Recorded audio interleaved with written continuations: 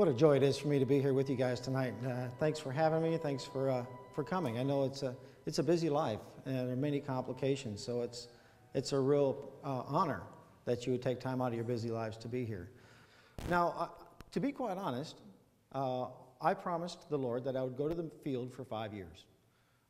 Sat down with the elders of the church that sent us out from Tacoma, Washington, and said, Lord, the Lord called me to do this, and I felt like I'm a medical person. I'm a nurse practitioner. So we went to the field for 5 years to go down and provide medical care and then to come home. But we celebrate 20 years on the field the 6th of May. So to make a point, the Lord made it clear to me that after 5 years, it wasn't time to leave yet. There were a few things that I didn't understand and didn't really know about the kingdom work. Being a young Christian, being a young father, we went on the field with 4 children. And you can imagine some kind of a crazy church that would send a family of 6 to the mission field. What would that cost? That's just ridiculous. And then, of course, when we went to the mission field, my wife was pregnant with number 5. And then we've had a couple more while we've been there. So we have 7 children. And what it's turned out to be is our mission family is basically finding a way to replace ourselves with our replacements. We're just raising our own replacements.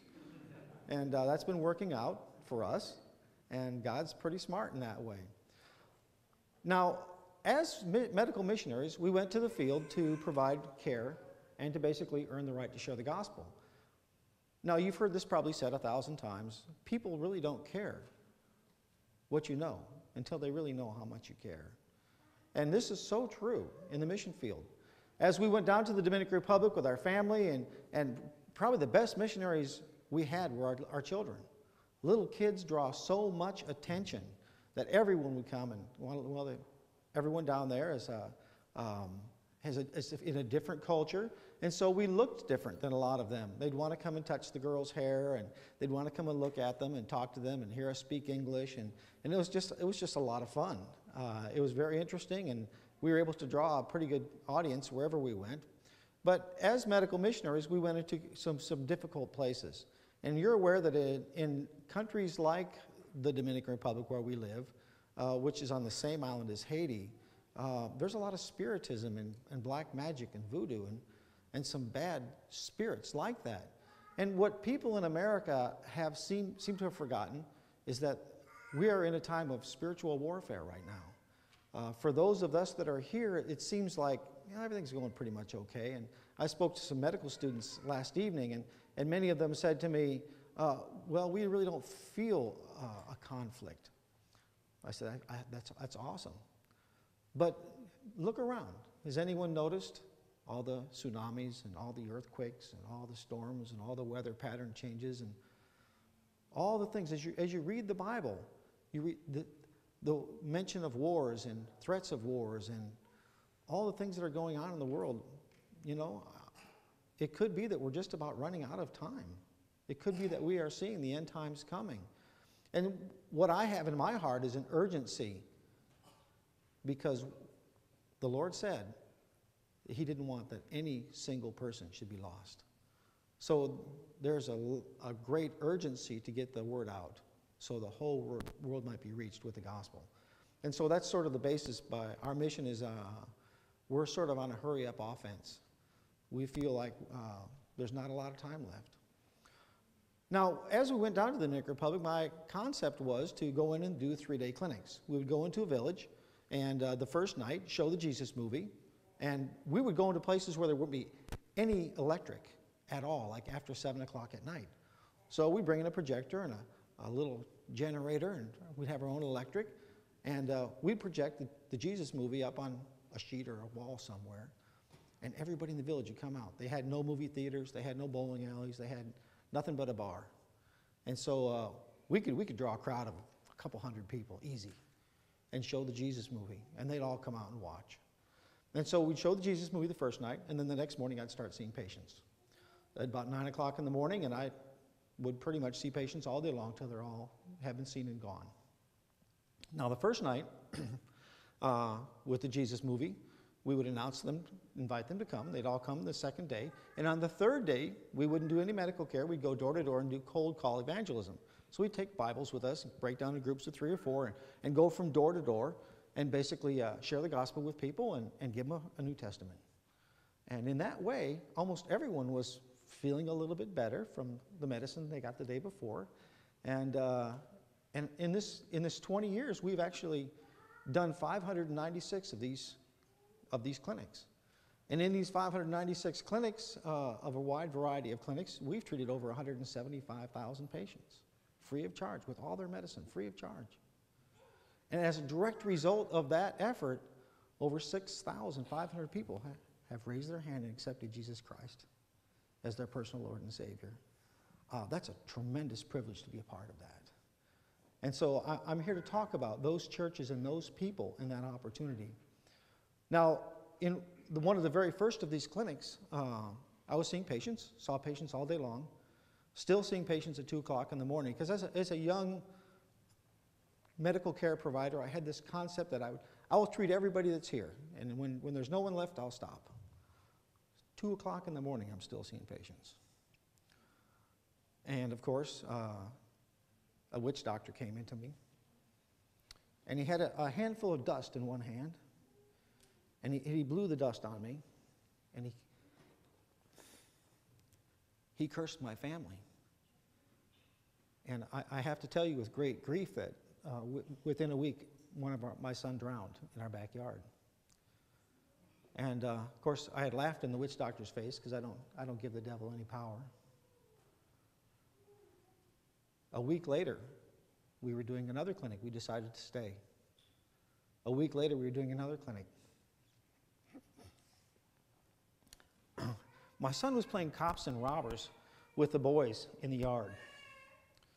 And holding their hands up, and they'd bang them, with their sticks and with their fingers. And so he was standing.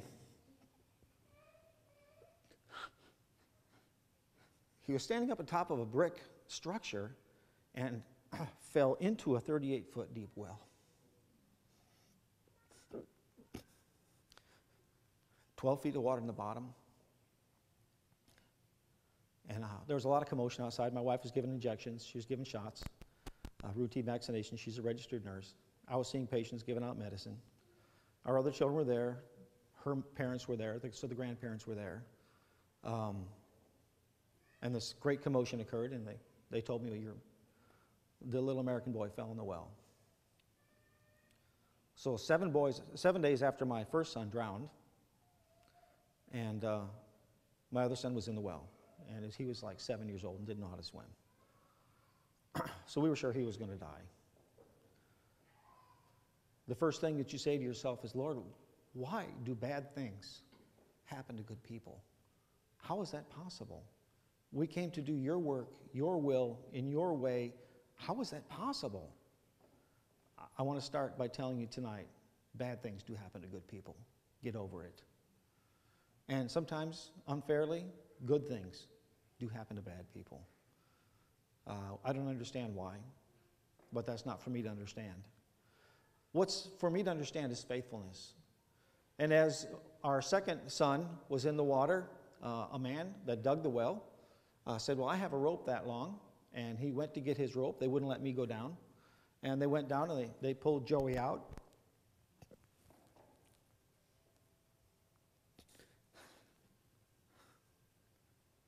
After a while, he was fine. He recovered. He did well.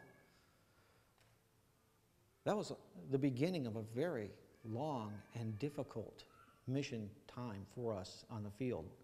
Now, I want you to know that your missionaries, when they go to the field, they face trials and tribulations and struggles every day. They are on the front line. They are in spiritual combat. The devil does not make it easy for us to spread the gospel in foreign countries. It's complicated. It's hard. It's dangerous. I can't tell you how many times starting churches or trying to work new land, I've had a truckload full of people with soldiers with automatic weapons come and arrest me. hold their guns on me, shoot their guns in the air. It's scary. And then you say to yourself, well, then why do you do that? Why would anybody do that? The reason we do that is for the 6,500 people that accept Jesus Christ as their personal Lord and Savior. That's why we do that. It's worth it. God doesn't wish that any single person would perish.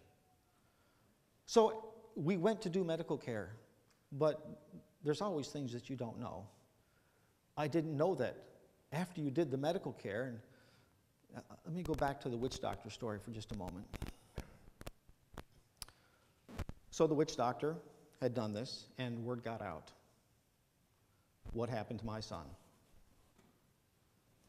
So the witch doctor was feared in the entire region, just like it talks about in the Bible. The horrible people are feared for what they've been able to accomplish. Now, the Bible does say that Satan is the ruler of this world. Satan is all over the place doing all kinds of bad things. And he's still doing those bad things. This witch doctor lived in a village, and I announced a clinic in the village, not knowing that it was the witch doctor's village, but it really doesn't matter. I would have done it anyway.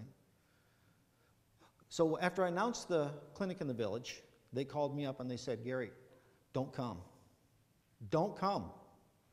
The witch doctor has forbid anyone from going to your clinic. Don't come. And I said, well, we're going to pray about it. And we get the church together and we all started to pray. And we prayed every day. The clinic was supposed to be on Saturday in the morning. They called me at 10 o'clock Friday morning. They said, Gary, you won't believe what just happened.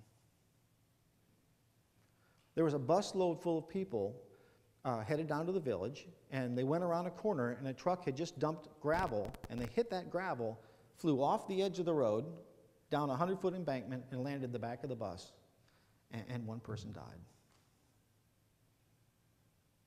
It was the witch doctor. Come tomorrow.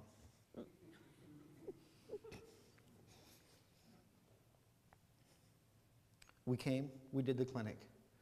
98 people accepted Jesus Christ as their personal Lord and Savior. That's why we're there. That's what we're trying to do in the Dominican Republic.